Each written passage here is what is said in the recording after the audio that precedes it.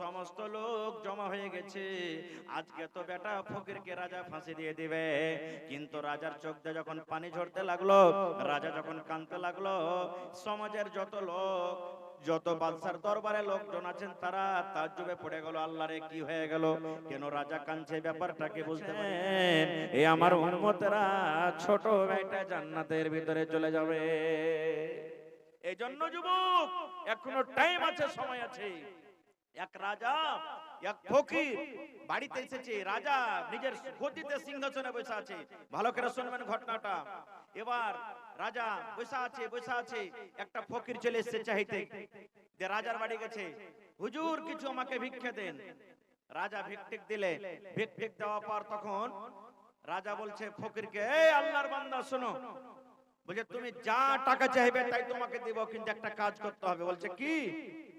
বলছে আমি একদিন যে মরবো, তো মরার আমার মানে ডর আছে না, ভিতরে ভয় আছে না, তো তুমি কোন এমন একটা দুয়া মন্ত্র দিয়ে যাও যাতে গুনাহ থেকে বেঁচে থাকি আর আল্লাহকে বলে সব সময় আমার ধ্যান হয়। তখন ফকিরটা ভাবা চিন্তা করে বলছে রাজাকে, রাজা মশাই একটা কথা বলবো। বলছে কি?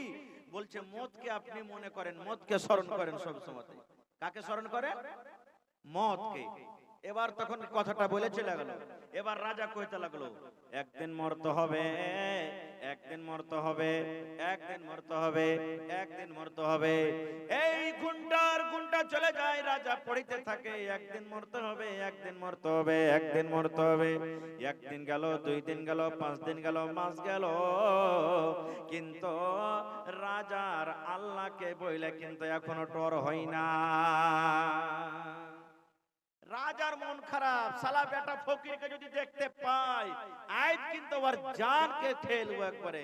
কেমন মন্ত্র দেয়া গেল যে সব সময় আমি পড়ছি একদিন মরতে হবে, তো আমার ডর ভিতরে আসে না। ঢুঁড় এলান করে দিলে যে ফকিরকে ধরে আনতে পারবি ওকে 100টা উঠি নাম দেব। এই করতে করতে করতে ফকিরকে কিন্তু ধরে পেয়েছে। ফকিরকে নিয়ে আসা হলো সামনে।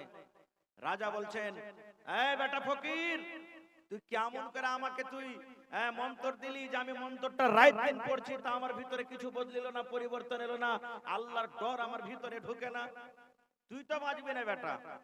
এদিকে সুবহানাল্লাহ, ফকিরের মেয়ে ছেলেরা সবাই রাজার পা হাত ধরে পড়ে গেছে, রাজা মশাই মাফ করে দেন, আমার স্বামীর ভুল হয়েছে। বলছে না, রাজা বলছে এই বেটাকে তাই ছাড়বো না, যাকে ফাঁসি দেবো, এত কষ্ট দিয়েছে আমাকে। সুবহানাল্লাহ। এবার তখন কথা তাই তামান্না হয়ে গেল, যাকে ফাঁসি দেওয়া হবে কখন? কালকে বেলা 8টার সময়তে। আজকে ধরেন বেলা 8টাতে ঘটনা, 10টাতে ঘটনা ঘটছে, ফকিরকে ধরে এনেছে, আর ফাঁসি হবে কখন? কালকে সকাল 8টার সময়তে। এবার তখন বাদশা জিজ্ঞাসা করছে, এই ফকির, তুই তো কালকে 8টার সময়তে তোকে ফাঁসি দেবো, তুই মরে যাবি, তো তোর যদি আখরি ইচ্ছে কিছু থাকে তো বল, পূর্ণ করা হবে, কিন্তু মত বাদ দিয়ে তুই যদি বলিস আমাকে ছেড়ে দিতে, এটা হবে না, কিন্তু তাছাড়া তুই বল।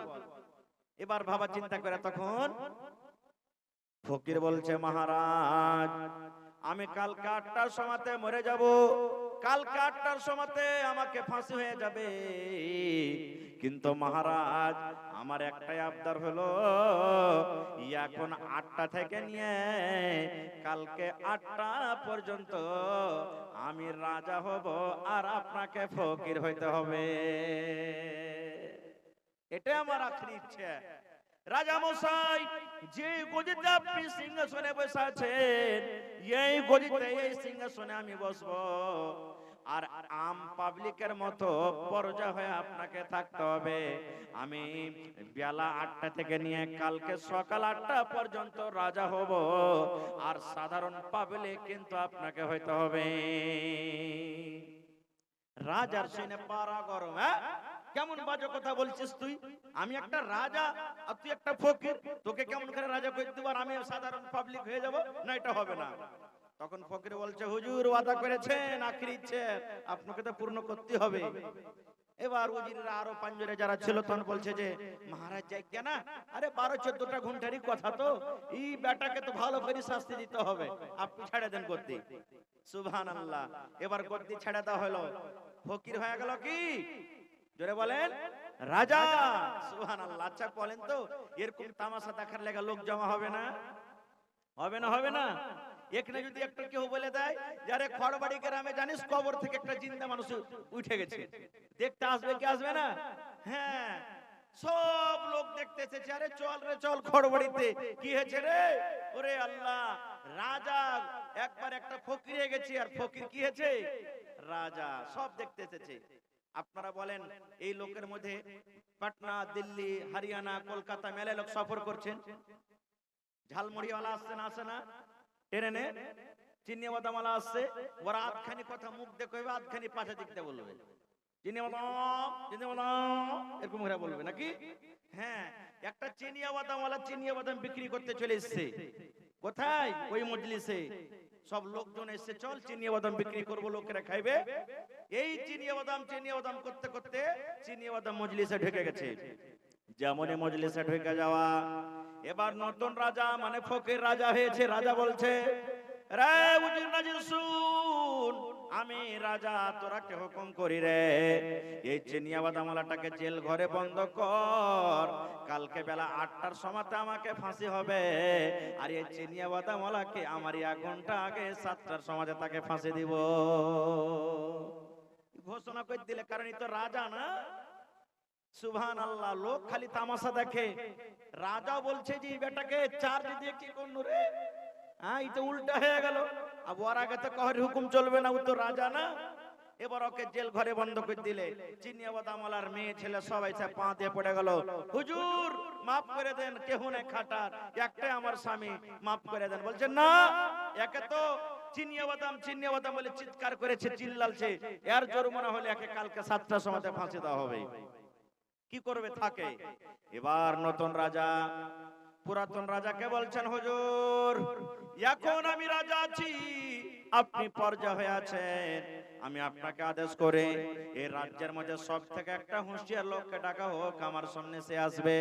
একটা হুঁশিয়ার লোককে ডাকা হলো, এলান করে দাও রাজ্যের ভিতরে এই বাদশার রাজ্যতে সব থেকে যে বেটি ছেলেটা সুন্দর, ওই বেটি ছেলেটাকে ধরে আনো। যার রূপ সুন্দর, যে বেটি ছেলেটা হুঁশিয়ার, যে দেখতে খুব সুন্দর, ওরকম বেটি ছেলে তুমি একটা ধরে নিয়ে এসো।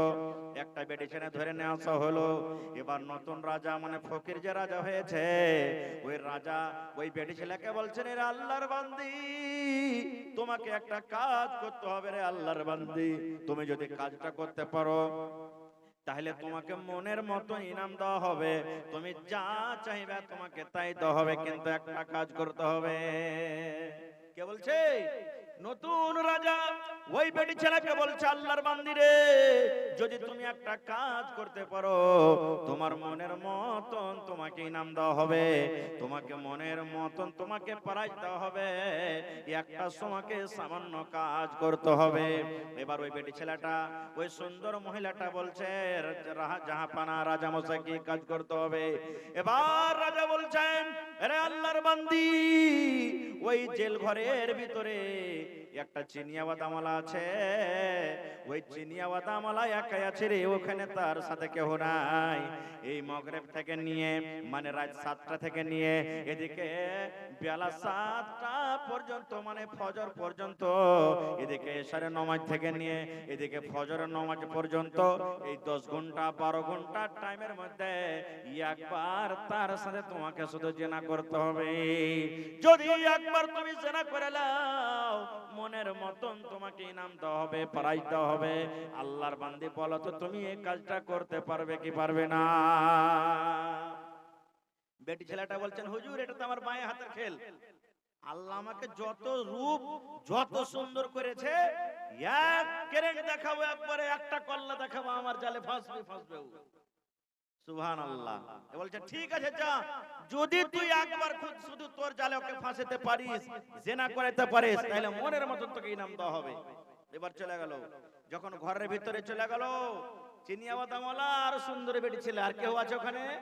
কেউ নেই। এবার বাহির থেকে লক করে দেওয়া হলো।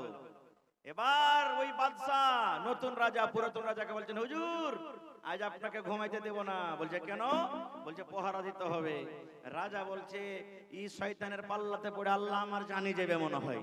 বলছে আজকে আমি রাজা আছি, আপনাকে কথা মানতে হবে। এবার নতুন রাজা পুরাতন রাজা দুইজন হাঁটতে যেই ঘরে একটা সুন্দর মহিলা, সুন্দর নারী আর চিনিয়া বাদামওয়ালাকে ভরে দেওয়া হয়েছে। ওই ঘরের ভিতরে একটা জানালা আছে, একটা সুন্দর সুরাক আছে, একটা ফোঁটা আছে। এবার ওই ফোঁটা খান দিয়া দুইজন তারা এবার নতুন রাজা পুরাতন রাজা দেখতে শুরু করলো। ঘরের মধ্যে ছোট ছোট ফোঁটা থাকে না, থাকে না, থাকে না, জানলা থাকে, ছোট ছোট ফোঁটা থাকে, দেখবেন এখানটা ইটার বরাবর করে ফুটা রাখে। এরকম ওই ঘরের ভিতরে একটা সুন্দর, এই দেখেন এই যে মাকান আছে আপনার, দেখেন সুন্দর সুন্দর ফুটা করা আছে। এবার নতুন রাজা পুরাতন রাজা ঘরের ওই ফোঁটা দিয়ে তারা দুইজনকে দেখতে শুরু করলো। এবার বলেন তো ওই চিনিয়া বাদামওয়ালা আর ওই সুন্দর বেটি ছেলেকে জানে, যারা জানতে পারছে কি যে ওরা দুজন আমরাকে দেখছে? জানতে পারছে? পারেনি তারা। এরা তো লুকিয়ে দেখছে। কি দেখছে? যারা আপোষের মধ্যে কোটা রাইতে ওই বেটি ছেলেটা নিজের জালে তাকে ফাঁসাতে পারছে কি ফাঁসে না? সুবহানাল্লাহ। এই যুগের যদি আমরা মানুষ হতাম কি বলতাম? আবে জীবনটা তো চলেই গেল, রাইতের মতো না এসমজ করিলে একটু তখন বাজে দেখা যাবে, জ্বালা দেখা যাবে, পরে দেখা যাবে, এটাই কথা বলতাম। ওরে আল্লাহ, নতুন রাজা পুরাতন রাজাকে বলছে, হুজুর আপনি নজর করে দেখেন এই গোটা রাতের ভিতরে এই বেটি ছেলেটা ওই চিনিয়া বাদামওয়ালাকে নিজের জালে আনতে পারে কি পারে না? সুন্দর চেহারা, সুন্দর রূপ, সুন্দর পোশাক পরে আরো সুন্দর হয়ে গেছে।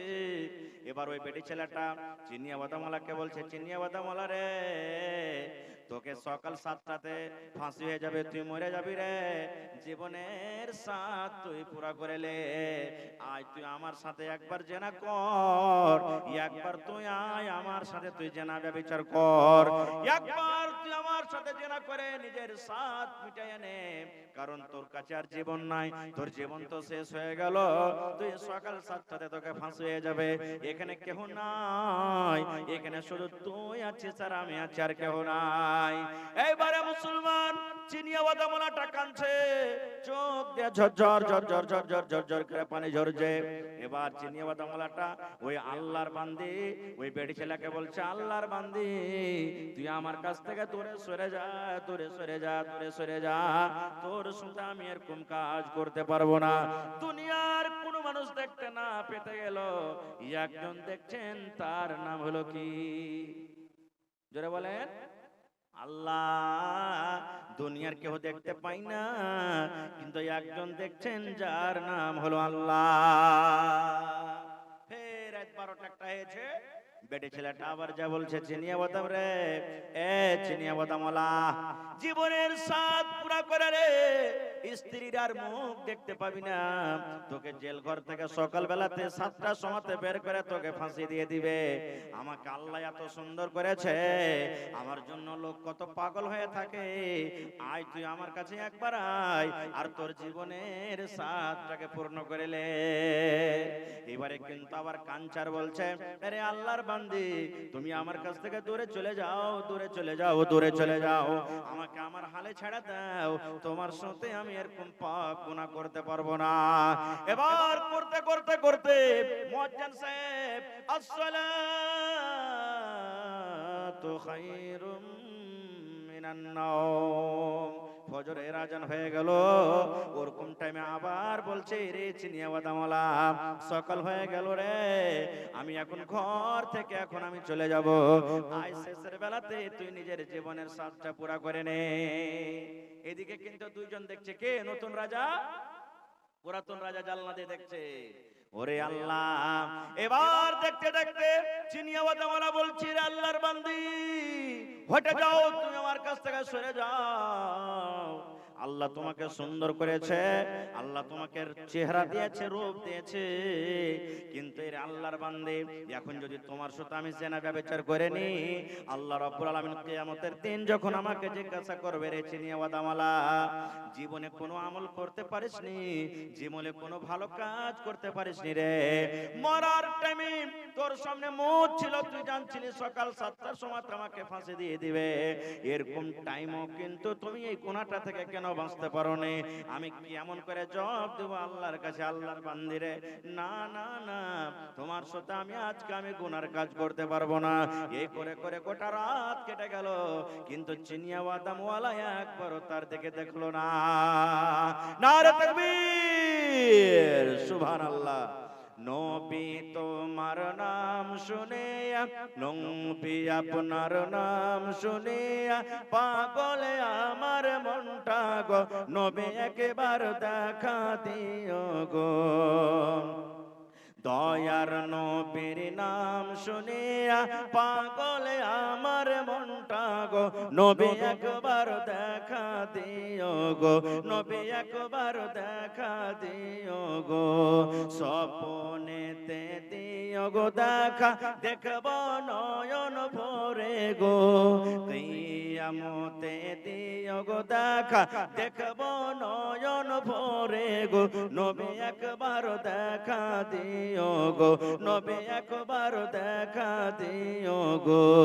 নবী তোমার প্রেমে পড়ে পাগল আমার মনটা গো, নবী একবার দেখা দিও গো, নবী একবার দেখা দিও গো। সুবহানাল্লাহ। এবার সকাল হয়ে গেল, এবার ওই জেল ঘর থেকে সেই বেড়ে ছেলে বের হয়ে চলে গেল। এবার নতুন রাজা, পুরাতন রাজা এবার নিজের সিংহাসনে বসে গেছে। এবার বেলা যখন 7টার টাইম হয়ে গেল, 7টার সময় হয়ে গেল, নতুন রাজা বলছে উজিরকে, উজির রে, ওই চিনিয়া বাদামালাটাকে আর ফাঁসি দেওয়া হবে না, ছেড়ে দাও, ছেড়ে দাও, আর ফাঁসি দেওয়া হবে না। এবার জেল ঘর থেকে তারে বের করে দেওয়া হলো। বেলা যখন 8টা বেজে গেল, এবার নতুন রাজা মানে ফকির পুরাতন রাজাকে বলছে, হুজুর আমার সময় শেষ হয়ে গেল, 8টা পর্যন্ত আমি রাজা হইতে চেয়েছিলাম, এখন এই যে গদিতে আপনি বসে যান আর আমার সিংহাসনটা আপনার মাথাতে দিয়ে দিলাম, এখন 8টা বেজে গেল, একটু দয়া করে আপনি আমাকে ফাঁসি দিয়ে দেন। এবার পুরাতন রাজার চোখ দিয়ে ঝরঝর ঝরঝর ঝরঝর ঝরঝর করে পানি ঝরতে শুরু হয়ে গেল। পুরাতন রাজা কাঁদতে লাগলো, সমস্ত লোক জমা হয়ে গেছে, আজকে তো বেটা ফকিরকে রাজা ফাঁসি দিয়ে দিবে। কিন্তু রাজার চোখ দিয়ে যখন পানি ঝরতে লাগলো, রাজা যখন কাঁদতে লাগলো, সমাজের যত লোক, যত বাদশার দরবারে লোকজন আছেন তারা তাজ্জুবে পড়ে গেল, আল্লাহ রে কি হয়ে গেল, কেন রাজা কাঁদছে, ব্যাপারটাকে বুঝতে পারি না। ঠিক 8টা যখন বাজে গেছে, এবার ওই রাজা জাল্লাদকে ডেকে বলছে, জাল্লাদ রে, আমি ভুল বুঝেছি রে, এই দরবেশ আজকে আমাকে যা বুঝিয়ে দিলে, ফকির যা বুঝিয়ে দিলে, আমি জীবনও কোনোদিন আমি বুঝতে পারিনি রে। ও জাল্লাদ, রশি খুলে নাও, এই দরবেশ ফকিরকে আর শাস্তি দেওয়া হবে না রে, দেওয়া হবে না। এবার সমাজের লোক বলতে লাগলো, হুজুর কি পেলেন আপনি যে তাকে সাজা মাফ করে দিলেন, একটু দয়া করে বলেন। এবার পুরাতন রাজা বলছেন, সমাজের লোক রে, এ আমার জনগণের লোক, একটা চিনিয়া বাদাম ওয়ালা একটা মদকে দেখে এমন করে ডর করলো, ভয় করলো, একটা সুন্দর বেটি ছেলেটাকে দেখার পর তার সাথে গুনাহ করলো না, বেঁচে গেল। আর আমি রাজা, আমি 1 মাস ধরে কেমন করে মদকে দেখে আমি ভয় করলাম, যে আমি মদ থেকে আমি ডরাইতে পারলাম না, আমি আল্লাহকে দেখে ডরাইতে পারলাম না। চিনিয়া বাদামালা এক রাতে আল্লাহকে দেখে ডরিয়ে ভয় করে গুনাহ থেকে বাঁচতে পারলো, তাহলে আমি একটা রাজা কেন আল্লাহকে দেখে